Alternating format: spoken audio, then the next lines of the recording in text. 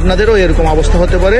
তাই এখানে যদি কোনো লাইফ গার্ড না থাকে, চোখে যদি না পড়তো, তাহলে ওনাদের কি হতো আল্লাহ বাদে আর কেউ জানে না। সমুদ্র সৈকতের সুগন্ধা পয়েন্টে ইতিমধ্যে আপনারা দেখতে পাচ্ছেন আমাদের সিসেফ লাইফ গার্ডের সদস্য ইউসুফ ওয়াটার বাইকে করে পর্যটককে কিন্তু উদ্ধার করতে যাচ্ছেন। বিশেষ করে ওয়াটার বাইকের সহযোগিতা নেওয়ার কারণ হচ্ছে ওনারা অনেক দূরে এবং যেখানে সাঁতার কেটে বা বোট নিয়ে যেতে অনেক সময় লাগবে, যেহেতু অনেক দূরে রয়েছে নিয়ে কিন্তু আমরা সরাসরি এখন রেস্কিউ করছি। দেখতে পাচ্ছেন এই যে আমরা গোলবৃত্ত দিয়েছি, যে লাল চিহ্ন এখানে দেখতে পাচ্ছেন।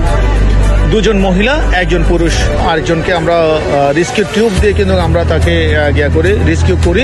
পরবর্তীতে উনি একটু যখন বেশি দুর্বল হয়ে যায়, তাকে কিন্তু বেশি দূরে থাকার কারণে আমরা সরাসরি কিন্তু তাদেরকে রেস্কিউ করছি। এখন এই মুহূর্তে আপনারা দেখতে পাচ্ছেন রেস্কিউ করে এখন আমরা ওনাদেরকে বোটে তুলে কিন্তু আস্তে আস্তে কিন্তু কিনারায় ওনাদেরকে নিয়ে আসবো।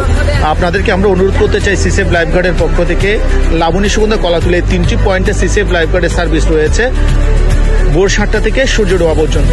সিসেফ লাইফ গার্ডের সদস্যরা প্রতিদিন আপনাদেরকে হুইসেল দিচ্ছে, কমিউনিকেশন করে এবং নির্দেশনা দিচ্ছে হাঁটু থেকে কোমর পানির বাইরে না যাওয়ার জন্য। আপনারা কিন্তু লাইফ গার্ডের নির্দেশনা ও পরামর্শ না মেনে কিন্তু যেখানে সেখানে নেমে পড়ছেন এবং কিন্তু দুর্ঘটনার শিকার হচ্ছেন। তাই আপনাদেরকে অনুরোধ করতে চাই, আপনাদেরও এরকম অবস্থা হতে পারে। তাই এখানে যদি কোনো লাইফ গার্ড না থাকে, চোখে যদি না পড়তো, তাহলে ওনাদের কি হতো আল্লাহ বাদে আর কেউ জানে না। সবাই সতর্ক থাকবেন, লাইফ গার্ডের নির্দেশনা ও পরামর্শ মেনে চলবেন।